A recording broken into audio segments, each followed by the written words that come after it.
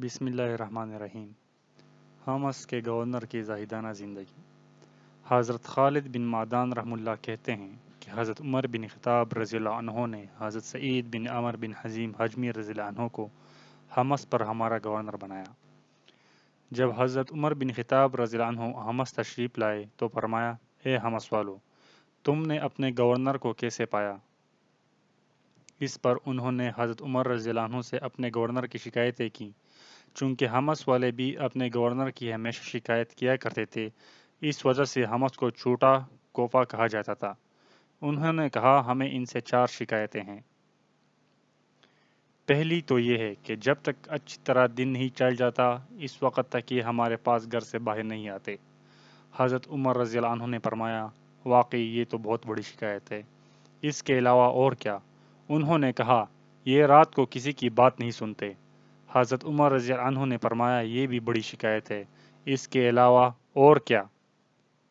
انہوں نے کہا، مہینے میں ایک دن گھر میں ہی رہتے ہیں، ہمارے پاس باہر آتے ہی نہیں۔ حضرت عمر رضی اللہ عنہ نے فرمایا، یہ بھی بڑی شکایت ہے، اس کے علاوہ اور کیا؟ انہوں نے کہا، کبھی کبھی ان کو موت جیسی بے ہوشی کا دورہ پڑتا ہے۔ حضرت عمر رضی اللہ عنہ نے حمص والوں کو اور ان کے گورنر کو ایک جگہ جمع کیا اور یہ دعا مانگی، اے اللہ، سعید بن عامر کے بارے میں اچھا ہونے کا میرا جو اندازہ تھا، آج اسے غلط نہ ہونے دے۔ اس کے بعد حمص والوں سے فرمایا، تمہیں ان سے کیا شکایت ہے؟ انہوں نے کہا، جب تک اچھی طرح دن نہیں چڑھ جاتا، اس وقت تک یہ گھر سے ہمارے پاس باہر نہیں آتے۔ حضرت سعید نے کہا، اللہ کی قسم، اس کی وجہ بتانا مجھے پسند نہیں تھی، لیکن اب میں مجبوراً بتاتا ہوں۔ بات یہ ہے کہ میرے گھر والوں کا کوئی خادم نہیں ہے، اس لیے میں خود آٹا گوندتا ہوں، پھر اس انتظار میں بیٹھتا ہوں کہ آٹے میں خمیر پیدا ہو جائے، پھر میں روٹی پکاتا ہوں، پھر وضو کر کے گھر سے باہر ان لوگوں کے پاس آتا ہوں۔ حضرت عمر رضی اللہ عنہ نے فرمایا، تمہیں ان سے اور کیا شکایت ہے؟ انہوں نے کہا، یہ رات کو کسی کی بات نہیں سنتے۔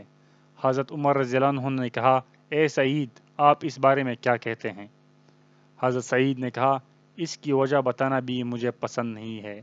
بات یہ ہے کہ میں نے دن اور رات کو تقسیم کیا ہے، دن ان لوگوں کو دیا ہے اور رات اللہ تعالیٰ کو۔ حضرت عمر رضی اللہ عنہ نے فرمایا، تمہیں ان سے اور کیا شکایت ہے؟ انہوں نے کہا، مہینے میں ایک دن یہ ہمارے پاس باہر نہیں آتے۔ حضرت عمر رضی اللہ عنہ نے فرمایا، اس بارے میں آپ کیا کہتے ہیں؟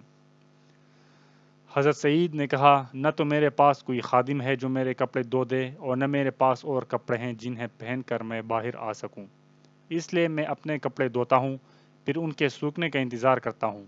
جب سوکھ جاتے ہیں تو وہ موٹے ہونے کی وجہ سے سخت ہو جاتے ہیں، اس لیے میں ان کو رگڑ رگڑ کر نرم کرتا ہوں۔ سارا دن اسی میں گزر جاتا ہے، پھر انہیں پہن کر شام کو ان لوگوں کے پاس باہر آتا ہوں۔ حضرت عمر رضی اللہ عنہ نے پوچھا، تمہیں ان سے اور کیا شکایت ہے؟ انہوں نے کہا، انہیں کبھی کبھی بے ہوشی کا دورہ پڑ جاتا ہے۔ حضرت عمر رضی اللہ عنہ نے فرمایا، اس بارے میں آپ کیا کہتے ہیں؟ حضرت سعید نے کہا، حضرت خبیب انصاری رضی اللہ عنہ کی شہادت کے وقت میں مکہ میں موجود تھا۔ پہلے قریش نے ان کے گوشت کو جگہ جگہ سے کاٹا، پھر ان کو سولی پر لٹکایا اور کہا، کیا تم یہ پسند کرتے ہو کہ تمہاری جگہ محمد صلی اللہ علیہ وسلم ہو، تمہاری جگہ ان کو سولی دے دی جائے؟ حضرت خبیب رضی اللہ عنہ نے کہا، اللہ کی قسم، مجھے تو یہ بھی پسند نہیں کہ میں اپنے اہل و عیال میں ہوں اور اس کے بدلہ میں حضرت محمد صلی اللہ علیہ وسلم کو ایک کانٹا چبھے۔ اور پھر حضور صلی اللہ علیہ وسلم کی محبت کے جوش میں آ کر زور سے پکارا، یا محمد۔ جب بھی مجھے وہ دن یاد آتا ہے کہ میں نے اس حالت میں ان کی مدد نہیں کی اور میں اس وقت مشرک تھا، اللہ تعالیٰ پر ایمان نہیں لایا تھا، تو میرے دل میں زور سے یہ خیال پیدا ہو جاتا ہے کہ اللہ تعالیٰ میرے اس گناہ کو کبھی معاف نہیں فرمائیں گے۔ بس اس خیال سے مجھے بے ہوشی کا دورہ پڑ جاتا ہے۔ حضرت عمر رضی اللہ عنہ نے یہ جوابات سن کر فرمایا، تمام تعریفیں اس اللہ کے لیے ہیں جس نے میری وراثت کو غلط نہیں ہونے دیا۔ پھر حضرت عمر رضی اللہ عنہ نے ان کے پاس 1000 دینار بھیجے اور فرمایا، انہیں اپنے کام میں لے آؤ۔ اس پر ان کی بیوی نے کہا، تمام تعریفیں اس اللہ کے لیے ہیں جس نے ہمیں آپ کی خدمت سے بے نیاز کر دیا۔ حضرت سعید نے کہا، کیا تم اس سے بہتر بات چاہتی ہو کہ ہم یہ دینار اسے دے دیتے ہیں جو ہمیں سخت ضرورت کے وقت دے دے؟ انہوں نے کہا ٹھیک ہے۔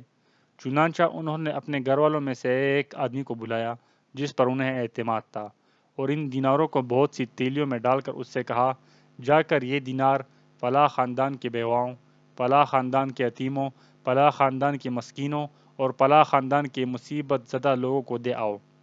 تھوڑے سے دینار بچ گئے تو اپنی بیوی سے کہا، لو یہ خرچ کر لو۔ پھر اپنی گورنری کے کام میں مشغول ہو گئے۔ چند دن بعد ان کی بیوی نے کہا، کیا آپ ہمارے لیے کوئی خادم نہیں خرید لیتے؟ اس مال کا کیا ہوا؟ حضرت سعید نے کہا، وہ مال سخت ضرورت کے وقت ملے گا۔